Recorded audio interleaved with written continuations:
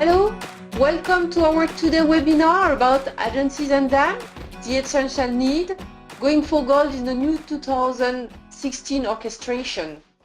Good morning or good afternoon, depending on which side of the ocean you are. My name is Isabelle Biller-Rayel. I am working as Business Development Director at DALIM Software. Before starting, I would like to let you know that if you have any question, please don't hesitate to post them to the question box on a side. We will answer them at the end of this session. I would like to share with you a few words about our sponsor today. DALIM Software is a German company who develop and deliver high-performance software solutions to produce, manage, transform, and share digital asset management for the graphic art communities and media industry. Our customers are ranging from brands to agencies, publishers to printers, retailer and pool player to producer. Our solution deliver a great user experience, enable our customer to collaborate, automate the production of their asset and integrate with the other IT system, such as CMS, CRM, and more. But now, please, let me introduce you to our today panelists. First of all, I would like to introduce you to Fred Sanui. Fred, who is a pre-sales and solution manager at DALIM Software. He has more than 20 years experience with DAM system. He successfully deployed DAM at Hachette Philippe International Book Publisher, CIACOM agencies in Paris, and also the French Research Center CNRS. Fred will highlight during his presentation today the role of a DAM for agencies and expected benefit of the DAM. Good morning. I have also the pleasure to introduce you and to welcome Romney Whitehead. Romney, who has worked as a DAM and multi-platform content specialist across digital asset management, print and digital publishing, e-commerce, app and videos. Formerly head of digital publishing and DAM manager at Net-a-Porter Group and digital media management at BBC Worldwide, she has almost 2 decades experience working in the content and DAM space, having launched 2 award-winning magazine apps, managed a digital content lifecycle for the world's largest global luxury fashion website, and runs the delivery of content to all BBC UK and global magazine titles. She is also a madam, an interesting title, but behind this, we understand the master in digital asset management. Romney, during her today presentation, will run us through the dilemma DAM managers are facing when investigating for DAM. Hi, Romney. Thanks for joining us. Hi, everybody. Today. My pleasure. We are looking forward to listening to your experience and best advice about managing digital assets. Jolly good. Oh.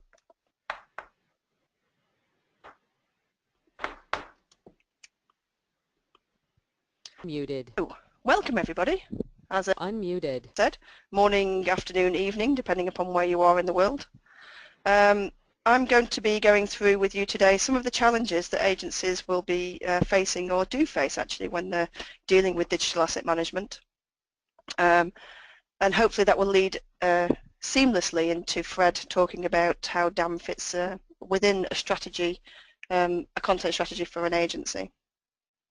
So, with the demand for consumer content growing at such an exponential rate, brands and large businesses, they're putting ever more pressure on the agencies that they use to create this content, to move faster, create smarter, and do all of this in a very cost-effective manner.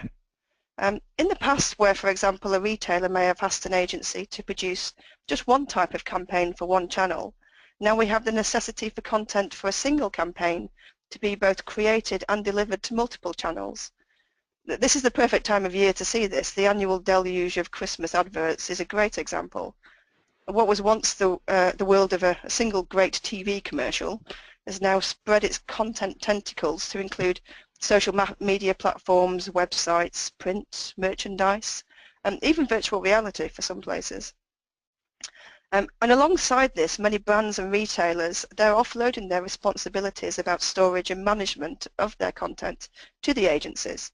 to be held within in-house DAM systems. The creative agency has been held more and more responsible for the digital asset management part of the content lifecycle, and that's often born from the demands from their customers to repurpose content for new channels or to find and deliver back a campaign that may have been created on a previous year. So whereas a company who owns and runs its own internal DAM system has control over everything that goes on within it and what happens to the content, agencies have the added challenge of having to manage the expectations of multiple types of clients and users who will be wanting to ensure that their content is being managed with the same loving care that the brand would give it if they had their own DAM. So over the next 20 minutes or so, I'll be putting before you the key questions you need to be asking around things like auditing of your system and trying to offer some insight to both agencies who are on the line and their clients on what frameworks you can put in place to ensure that your customers have the reassurance that the assets will be managed and tracked and used in a way that ensures compliance with your brand requirements. So digital asset management is so much more than the technology that runs it. The digital asset lifecycle, it's not just about creation, storage and publishing. It's also about best practice and governance up front, management and transformation, and ultimately curation of assets as well. And why would you do this? Well, because if you've got rules around what you're creating, why you're creating it, how it's going to be stored, who can access it, where it's going, and finally how you archive it, then it means you can concentrate on what you should be doing, which is creating great content. All of these how, why, what, where, who questions have to be answered in order for you to build an efficient and an effective system.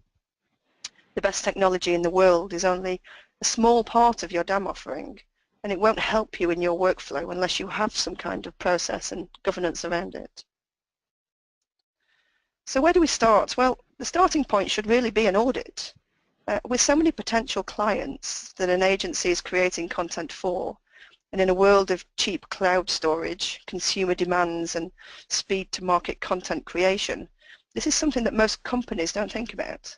I mean, we don't even think about it in our personal lives and on our personal devices, really. We live in this moment of creation where we don't consider the fundamental qualities or lifespan of what we create. And we also don't feel this is an issue for us as we have infinite space in the digital world. We can continue to create millions of assets and house everything because we don't have the physical boundaries in digital that you have in a bricks and mortar retail store. But our belief that we have all this space to house countless assets is really a bit of a falsehood, because the more we house without checking what we already have, without rotating our stock like they would have to do in a supermarket, without looking at what's out of date, at what nobody's actually ever looking at, without doing a proper audit, then we're just creating greater problems for ourselves and for the clients in the long term.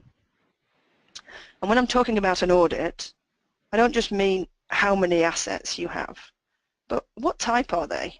And what do you own? And when were they last accessed?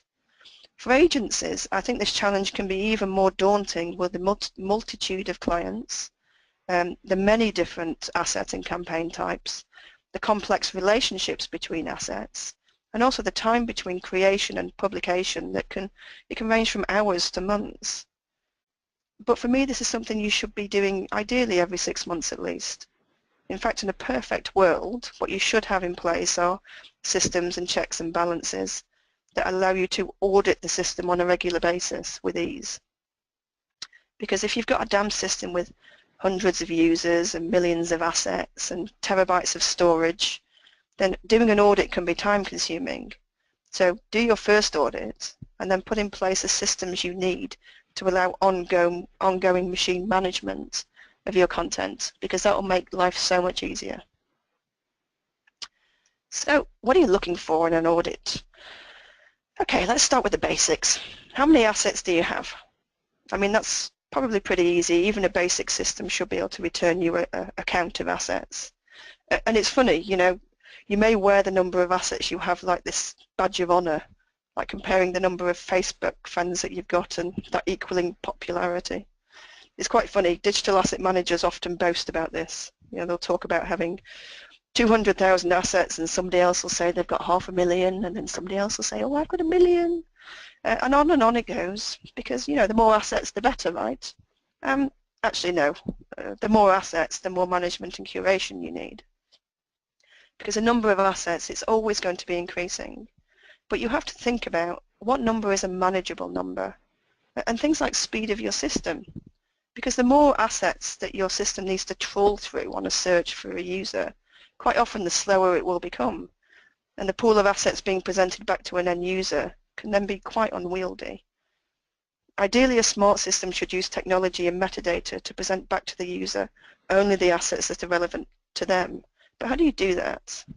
The problem is you'll only know what your user or client wants by looking at how they're searching on the system, talking to them how they search, looking at the frequency and auditing things like failed searches. The aim is to present the user with the correct results quickly, which might mean that if you don't have cloud storage, you might take your most recent assets and put them on faster storage and archive off older assets onto something that's a bit slower. I mean, the key thing is to manage your users' expectations, tell them what you're doing and why you're doing it, and just explain to them, you know, your DAM isn't Facebook. It's not about the number of friends that you have, it's about the quality of them. Then, what assets do you have? What types of assets? How many images, videos, PDFs or Word documents, design files, PowerPoint, Excel, random file types that get attached into folders of content that your client uploads because you've given them permission to upload absolutely anything they feel like? Or how about assets that might be invisible to you but visible to a machine? Do you have a way to track and bundle these assets, even to display them to an end user? Are you putting in place up front some governance that controls the asset type being created and rules that mean you're creating consistency and quality? And how about metadata? And this is big. Do you have a taxonomy that you're organizing all your assets by? Do you request consistent information that allows you to search on assets outside of the basic technical information or the brand brief that you're being given? I mean, we could talk for hours about metadata, and I'm sure there's plenty of Henry Stewart webinars in the archive and coming up that do talk about it. But it's a key component, and it's something that agencies and often companies don't have the expertise in-house to be able to arrange and manage. But it's a huge part of your business. Without clear data on your assets just become redundant and unfindable and useless and costly. So you've discovered how many assets you've got, what type they are, and then something that really doesn't get thought about is, are they sustainable file types? I mean, things like images perhaps may not be so much of a worry, but actually they could be the thing that provides you with the biggest headache. So if you've got a lot of Photoshop images with layers in that you want to access, are you going to be able to do that over the years?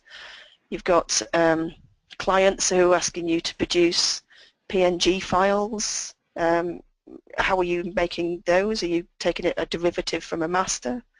How about proprietary video types? So different creators will use different cameras.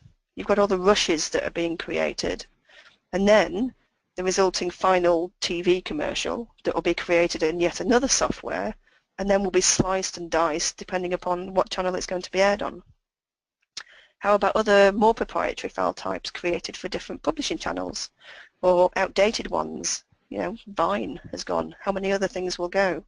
And if you're encouraging your clients to upload everything they create and promising them that you are storing all the assets, then you're going to end up with some random file types populating your system somewhere that you need to audit and you need to manage. So for me, this is where agencies can actually lead by example, because if they have control over the content they're creating for clients, then ideally they should set up file types that are both consistent and that meet industry standards, and ensure that those are the only file types that are accepted. It's all about educating the people that both you're commissioning and the ones who commission you as to why you do this, And then you can ensure that you've got a DAM system that can take your standard file and convert it into the various types needed for publishing it to multiple channels. Access. So how many of you know when a file in your system was last accessed? So if you work in the field of preservation, then you might expect to have files that are not accessed regularly, or perhaps sit in a dark archive somewhere. You know, in fact, that might be part of your business model, so you can ensure the purity of a digital file. But if you're working in a creative agency, or e-commerce, or current affairs, then your system's going to be full of assets that were relevant for just a moment in time, that have been sitting there for perhaps years, and have never been looked at by anybody since they were uploaded. They're essentially gathering virtual dust in the deepest, darkest depths of your DAM. So ask yourself, can and do you track those assets? Do you know when they were last referenced and what you did with them? How do you go through an asset store of 1 million assets or more and find that information out? I mean, do you ever find that information out? In terms of access, you should use the system tools, ideally to do a monthly or bi-monthly audit of when an asset was last accessed and how it was accessed. If you have a set period of time, you can think about archiving assets from the system. And many people are afraid to archive off material, or they think, well, you know, we've got this massive cloud storage, why do we need to be archiving material off? But it makes sense to do that. And if you've got good metadata, then that will really help you, because you can archive assets off and just leave behind a reference to the asset as to where you've moved it to. And then it's always going to be retrievable, albeit it may take a little longer. And as long as your user's aware of that, then that's fine, it's okay. Don't be afraid of having an SLA that says assets that are older or unused will take longer to access. And do the same with copyrighted files. Once they move them off the system, just leave a metadata reference to them. It's a bit like the custody chain in CSI, if you like. You always know where something has been and where it's gone, and you can always retrieve it. How about duplicates? Meet Winnie. Winnie is my mother's cat. Now, this picture of Winnie and its various variations gets trotted out every Christmas. Very soon it will be appearing once again on both mine and Winnie's Instagram feeds. It's on my phone at least 3-4 times. It's on my computer some more. Every time I put it on Instagram, it gets duplicated into my photo library of my phone, which is really quite annoying because I've cropped and recolored this picture of Winnie quite a lot. This isn't a unique occurrence, and I'm sure that many of you have the same problem. So do you know how many duplicates you have in your system? People may have downloaded an image, retouched it, renamed it, and then re-uploaded it. Do you want that image? Do you even know that it's related to something that you already have in there? I mean, this is a real challenge when a client recalls a campaign that was done some time ago and then requests a version of an asset for another campaign on another channel. Are you relating the original asset to the new campaign as well as the original one within your system? And excuse me, I'm going to cough because somebody gave me a cold. Moving on. But for this, seriously, you need to think about master assets. So having your high quality multi-purpose file and then using your system to create channel specific renditions. But then think about, do you need to keep those renditions? Because actually, if it's the same image, it's just a lower resolution and you haven't cropped it, then you could actually afford to retain just the master and some reference to its published channel. So instead of bringing the lower resolution asset back into the system, bring the information about where it was published back into the system. And that way you can always track things like the success of an asset as well. So if you're creating a campaign and it's been used across multiple channels and mentioned lots and lots of times, reference that information back to your original asset. And last but by no means least, our old friend copyright. Now this can be a scary thing, especially because people really don't like to talk about rights. Often rights are commissioned post content being created, or rights are only commissioned for a particular channel or a particular campaign or time. So do you know what you can do with each of your million assets? And I think this is probably a huge challenge for agencies who are storing content on behalf of brands, because often they'll not be the ones who will be holding the full rights information. And if they are, then how are they tracking those rights? Are those rights reflected within the system? So what percentage do you own? What have expired? Scarily, do you actually have the right to have those assets in your DAM? Because unless you've got it specifically stated in a contract, then you might be holding assets you have no right to. Do you have a record of how many of the assets are about to expire their copyright? And what do you do with those assets? So if you're an agency holding this material, then this is a problem that you really can't afford to ignore, as it potentially opens up a risk to both you and your clients around the assets you hold. And if you don't have clear rights information on assets, then that needs to be clearly flagged up to anyone using the system. Because as an agency, you want to ensure that your brands are not exposed to any risk around copyright infringement, and that you aren't either. So now I've thoroughly scared you all, possibly, maybe. Let's take a breath and not panic just yet, because there are plans and processes that you can put in place now to help with all of these things that I've been talking about, and to try and ensure proper management of your DAM system, because it's a digital asset management system. You know, the clue's in the name, it does what it says on the tin. And ideally, the people who can help you with this should already be in place within your core teams. You know, if you're going to offer clients a service around digital asset management and repurposing of their assets, then you should have a team with the right skills in place to ensure you're meeting all of your clients' requirements and not exposing them to risk of loss of assets and data, incorrect publishing of content, expensive costs around recreation of assets already in existence, or, you know, or even maybe legal infringements. So now's the time to act. Don't walk away and think, well, actually, let's make this somebody else's problem. And actually, take a leaf from the preservation and archiving world. The Digital Preservation Coalition have really excellent resources to help you with this. I mean, I've spent a bit of time in the archival world, and I found that I picked up most of my best practice within that arena, and that really helped me when it comes to auditing systems and coming up with a proper plan around governance of a digital asset management system. Because you know what? We're all going to have stakeholders who, if you ask, will say, we want to keep absolutely everything forever.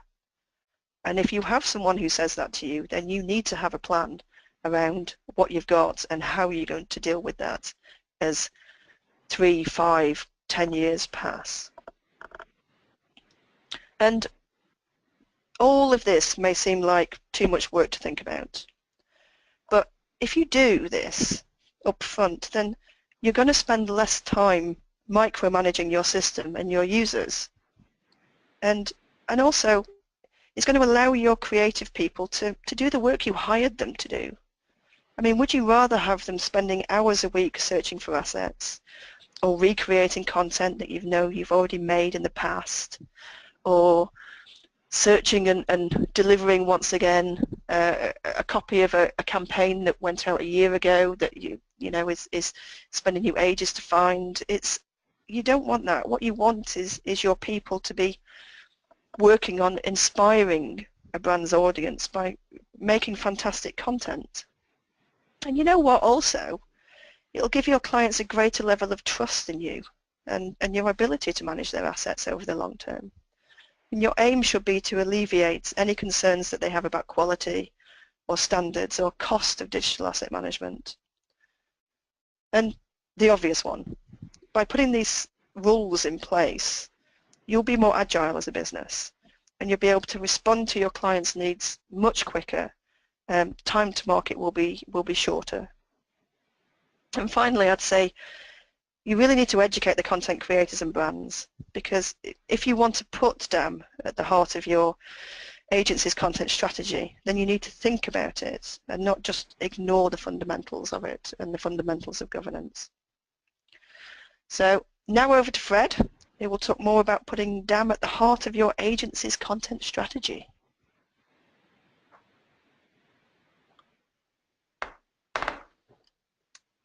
Okay, so thank you, Romney. Oops.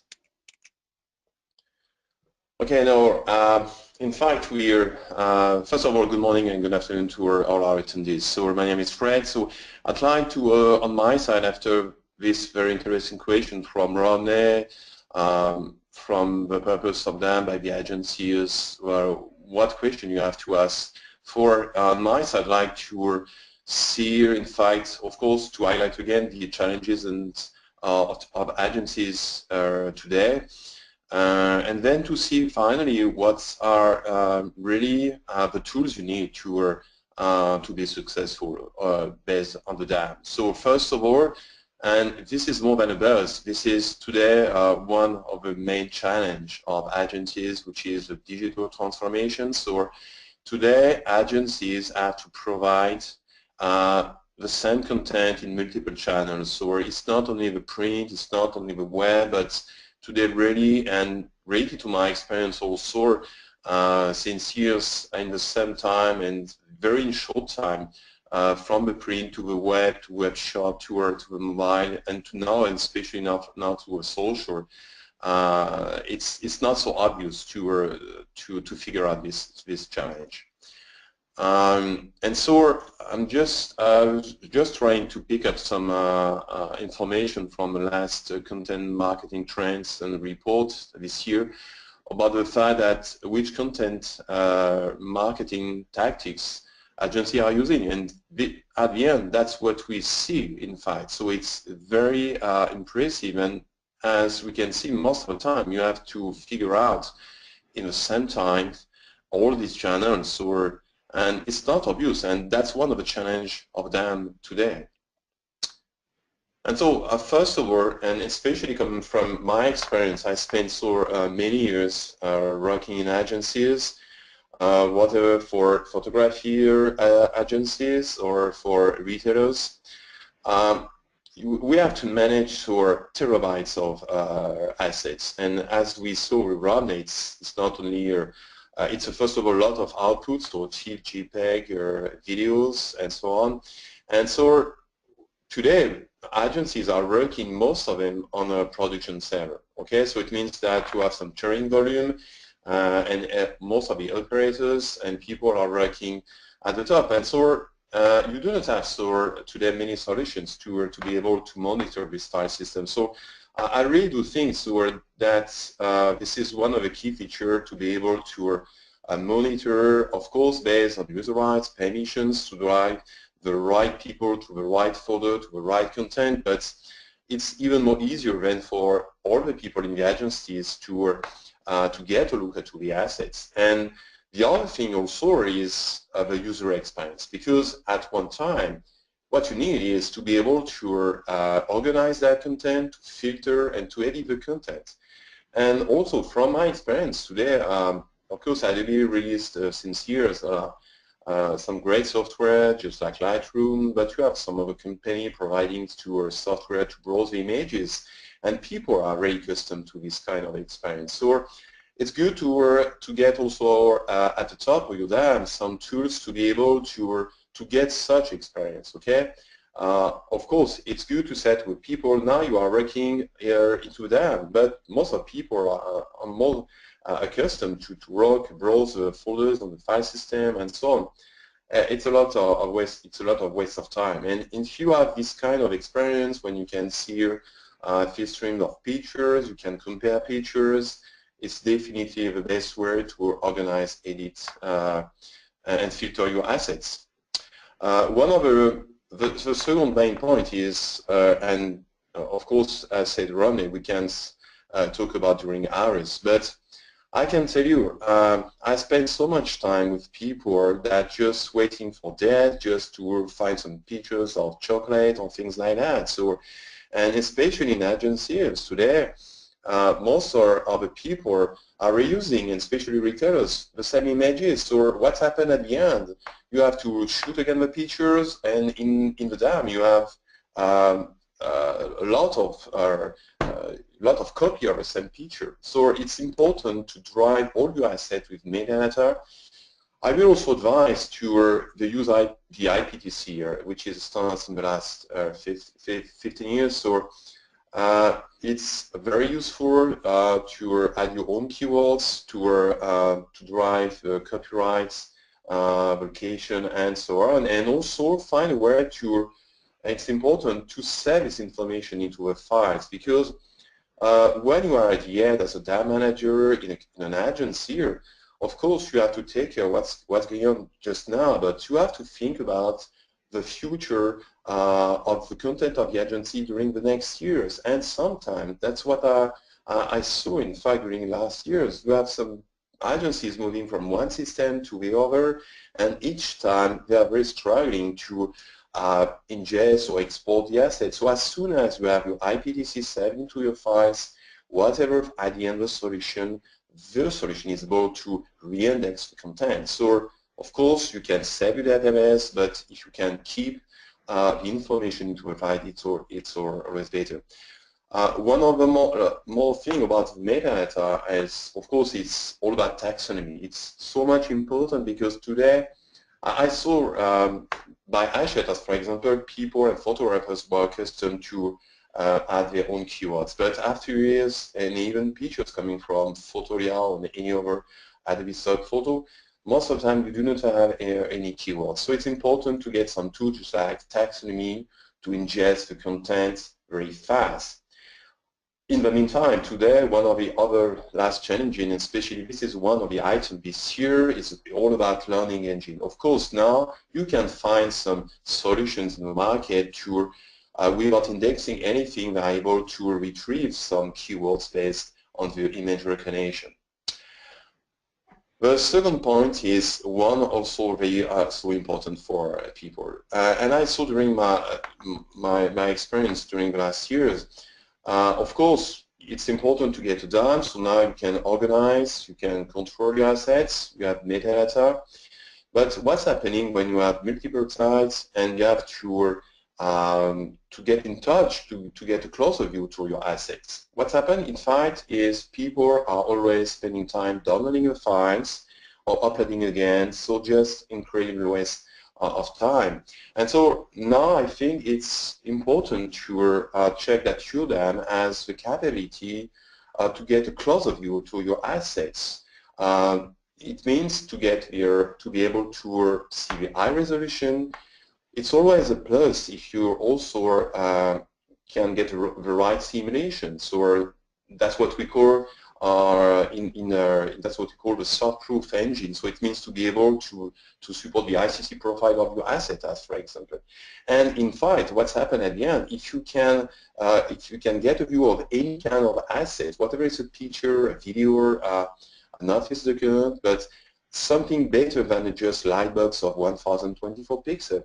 It's just avoiding a lot of waste of time downloading the files, uploading again, or just browsing your file system to use Photoshop, because, and especially today, I remember 15 years ago, 10 years ago, I was accustomed as the IT manager in production also to install Photoshop on every machine, but it doesn't make sense now, in fact. So, and especially you have based on the subscription model, so of course it's good for Adobe, but in the meantime, do we need to get Photoshop to get a closer view to our asset? I don't think so. So important to get such tool to control your assets. And of course, at the end, this is coming from one of the best reports this year from Forbes Insight, and this is really the clear representation of the challenges of agencies. This is the percentage of your content that you have to provide in all the different channels. And at the end, most of the people by agencies have also, and that's what we're seeing on our side by DALIM with most of our customers, they have done. But at the end, what is the home of a brand today? And I like, in fact, the this schema coming from a risk-way group with Sigurjo, where you can see that in fact you have to provide a lot of channels, and you have to provide to be able to push this content on a web portal. So it's important to get connectors, to get connections to whatever your CMS or your custom development, to be able also to get information from your MIS or to make synchronization based on XML files. So it's important that your DAM has to be able to integrate the content in your web portal. So now I'd just like to highlight what's most important by agencies today. Of course, to get DAM solution. It's really the beginning of everything, so and especially for agencies, because that's something which is most of the time not really highlighted, because today most of vendors do not have this feature. But it's so important to be able to monitor production server. And so even if in the meantime, because we know what's happening, so it's most of brands have their assets in Amazon S3, in cloud storage. We still have a lot of customers using even Dropbox, Drive to get some of its content. So integration with HTTP DALIM it's more than a plus today into DAM. So as we saw, taxonomy, metadata, this is really the big requirement today. And it's not only, of course, based on the solution that you can choose, it's also a creation of process behind. So you need to build a team, and during years, that's what I did, to get a group of people to drive content into the files. The other thing today is now, if you are making a selection of assets, what's happening most of the time, as soon as you want to share with somebody outside of the company or the agency, in fact, you're making a selection, you send an email, and so we are waiting for some feedback from the people. But in fact, today, most of the people are working with more complex milestones. So you have to figure out what we call a business process mapping, involving multiple stakeholders with different roles and types. So it's also very welcome if your DAM solution has a workflow engine. And so this is one way, especially to figure out challenges to provide content in multiple channels based on the marketing automations. During the last years, also we saw with RAMNet that we have to manage a lot of files, but we have some new output formats today. So just like video support, just like 360 movies, just like 3D. It's also based on augmented reality. So of course, it's not the main part of the content by agency, but it's going more and more. And if you can help your brand to make a decision based on the picture, on the 3D of the picture, so the idea to bring ideas to the shelf. So in the store, you can view your product, you can on the shelf, and so you can make a decision before sending to a printer. As I said, to be able to browse some custom portal, today a DAM has to be also simple. You need to be able to provide some simple templates to get access for your brand to the assets. Social content management is also a key today in the success. And if you are just looking brands, most of people today are working with some bloggers working just on Facebook, and they have to drive some of the contents to a banner, to Facebook, to Twitter. So content integration, of course.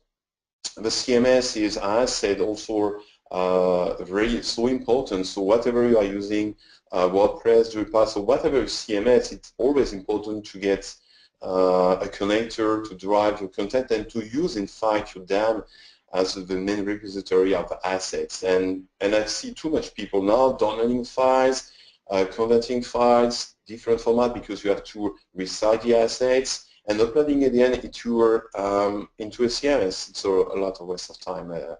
The API is, of course, web services are driven also the business and the content into your portal, and as soon as you have to figure out some more custom development. It's important, and I will just finish with that. The analytics KPIs are so important today. So you need to provide such content in such analytics for your customer. So the benefits of that in agencies is, of course, have a central location of all your assets. So it's just a single source of truth. So you are searching for a picture. This is in the DAM, based, of course, on the metadata. And so this is a way to increase the efficiency here based using the metadata. And as I said, to just eliminate missing assets, shooting against the assets. You need to be able also to drive the right user with the right permissions, and also to be able to manage TRM, DRA at the top of your assets. It's important for your customer to manage permissions. And of course, the DAM is more and more today not simply a static DAM. It's also a way to manage approval cycle, to be able to annotate your document, to manage revisions of your assets. So this is one way that our DAM can help sales teams to centralize any documentations, to annotate and collaborate. So that make it significantly faster and easier the use of this content. And so agencies can use DAM to create secure private web portal to push the content from DAM, and of course the analytics. So my last slide is all about, of course, about ROI. Of course, the DAM has a cost. Today you can find DAM solution from the open source solution to multiple vendors, but at one time it's important also to get some supports, to get some teams, some partners to help you. So you always have a cost because you need to, as said Rodney, you have all these storage servers, licenses, but also the cost of the training of the people. But at the end, and whatever consulting reports you can take a look, DAM is always the beginning, the way where you can save your oil and start doing your business. And to be successful, I will just highlight three main unique selling points, which are the ability to manage metadata, so with all the features I described before, the ability to get in touch with your content, to be able to view in high resolution your content, and also the capabilities to manage workflows at the top of your DAM.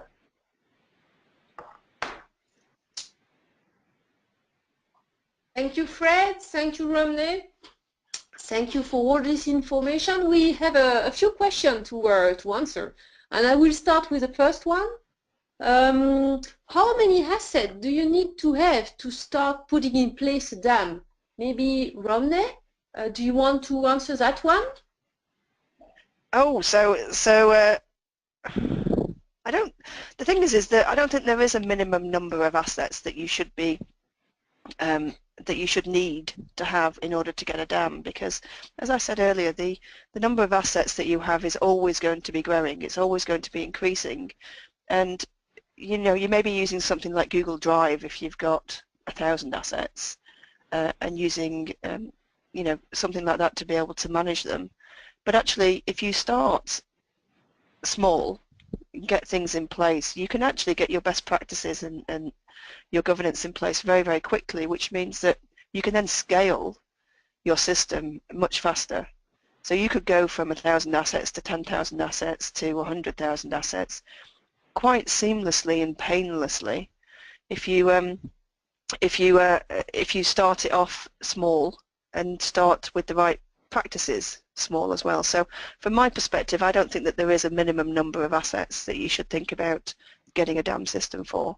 Even if to start with you get something which is, you know, a cheap cloud-based software as a service, you know, monthly license thing that you then migrate from onto something bigger as you start to get more assets. So for me, it's never too soon to start. I agree. Okay, thanks. I have another one. Actually, it's not a question. It's just an information from Spencer telling I have no idea when my assets were lost access. how our current dam cannot handle it. My question would be maybe how important is it to know this kind of information? What are your best advice about it? Who want to answer that one?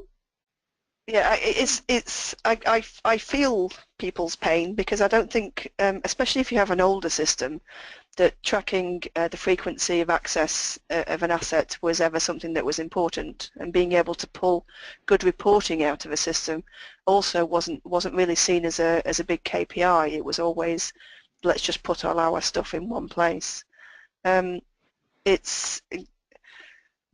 I guess there are tools out there that will allow you to interrogate a file.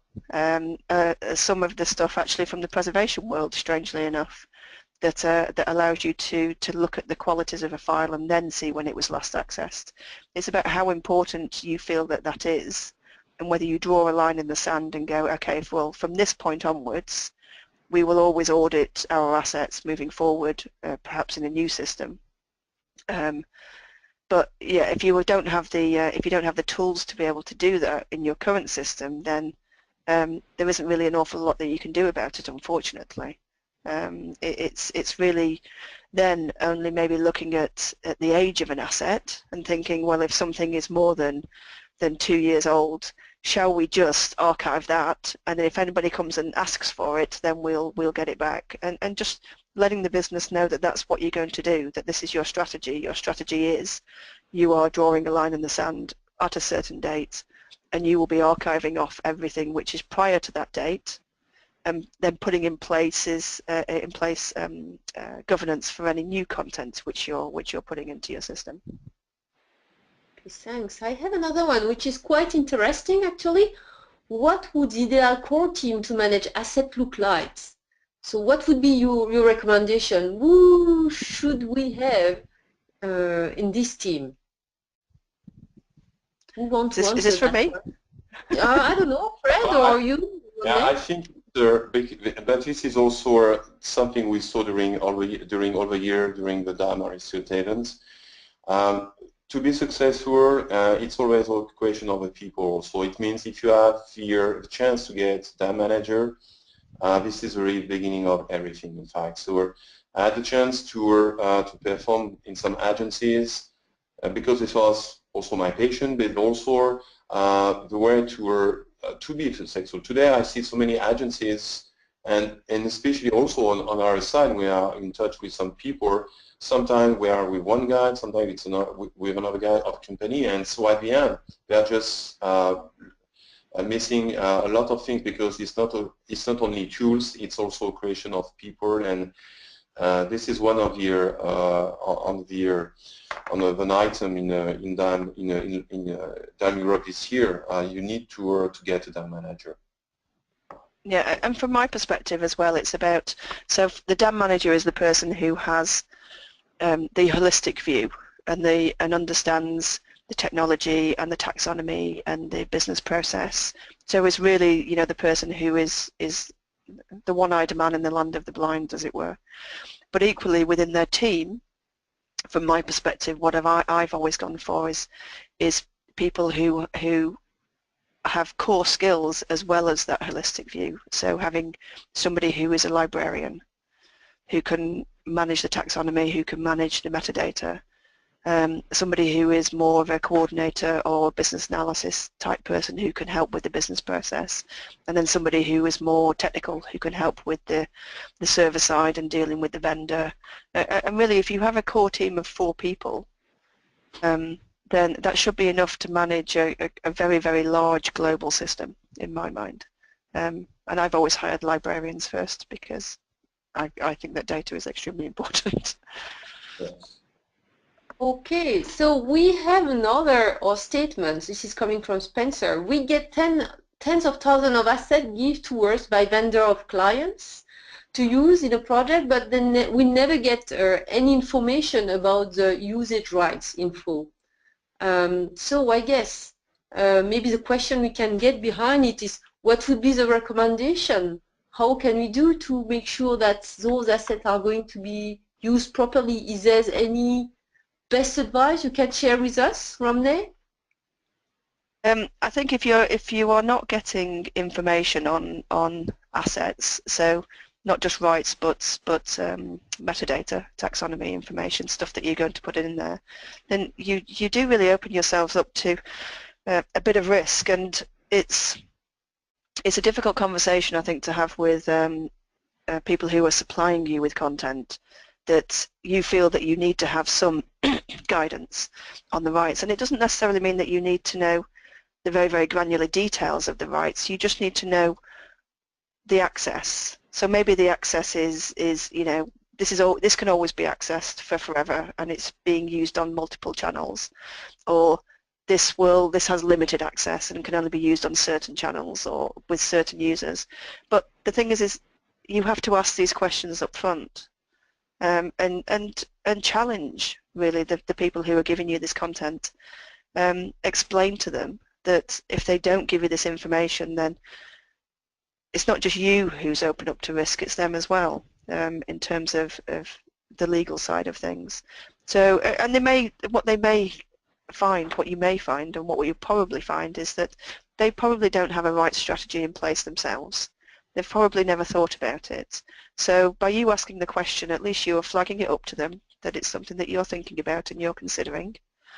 If they don't have that information, then there's really not a lot that you can do about it, apart from locking down those assets once they've gone out of the original remit that they were created for. So at that point you just have to go, okay, well, we can't release these until we have some guarantee that the rights have been re-cleared for another purpose or another use. But rights are a very, very big challenge, because really people don't talk about it and don't want to talk about it, and it can be quite a sensitive subject. Yeah, I will say that, perhaps just adding just one fact, so today we have so many tools in the market able to manage such rights, and even for the funds.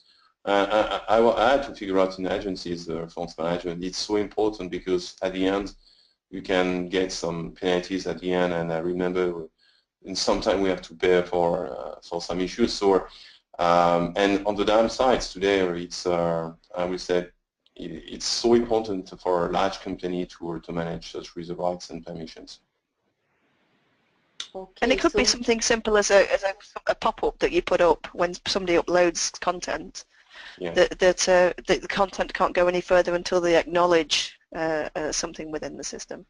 Yes, and on my side, I really try to also, as a data manager, to force the people. Now, within the IPTC, you have all the fields to manage copyrights and user rights management. So it's important to get this information as soon as we have got the features. Thanks for all those advice. So we almost reached the end of this meeting. So we have also one question: if we will share a video of this webinar. Yes, we will, and you will receive an email where you can download the video. Maybe just before ending the webinar, one last question to you, Fred and Romney. If there is one advice you would like to put first, what would it be? Fred? Start. I will say start now. Romney? Right? Start now and hire the right people. Yeah. Don't procrastinate. Don't put off today. You know, it's not put off today what you can do tomorrow. It's make sure you've got the right people in place and start this work now. Start to formulate a plan now, a cunning plan. Okay, thank you. So we reached the end of the webinar today. So thank you very much, Romney. Thank you very much, Fred, for both your good advice and information. We will post a video. Yes. So thank you very much, Isabel. You're very welcome. So